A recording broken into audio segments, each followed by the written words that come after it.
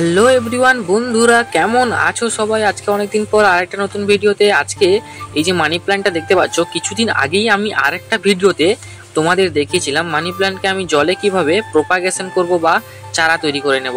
জলে খুব সহজেই মানি প্ল্যান্ট ভালোভাবে গ্রো করে, আর জলেই এরা মানে বংশবৃদ্ধি করতে পারে বা গাছপালা বড় হতে পারে।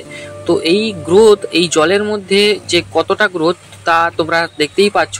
এই মোটামুটি 15 থেকে 20 দিন হয়েছে জলটা মাঝে মধ্যে পাল্টাতে হয়েছে। তার মধ্যে দেখতে পাচ্ছ এটা আমি একটু এক্সপেরিমেন্ট করছিলাম যে জলে কতটা গ্রোথ হয় আর শিকড়টা কি পরিমাণে বেরোয় তা তোমাদের সামনে তুলে ধরার।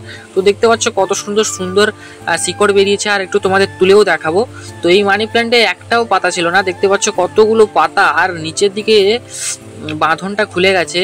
আর কত সুন্দর শিকড়গুলো দেখতে পাচ্ছ, এত পরিমাণ রুট বেরিয়েছে। তোমরা এটাকে যদি মাটিতে এখন প্রতিস্থাপন করে দেওয়া হয় খুব সুন্দরভাবে মাটিতেও গ্রো করবে। আর এইভাবে আমি দেখেছি ওই ইউটিউবে আরও যে জলে খুব সুন্দরভাবে এরা শিকড় বেরিয়ে আসে বা শিকড় বেরিয়ে এসে নতুন গাছে পরিণত হয়। তো এইভাবে মানি প্ল্যান্টকে অনেকভাবেই গ্রো করা যায়। তো জলে আর একটা সুন্দর পদ্ধতি যেটা তোমরাও করতে পারো।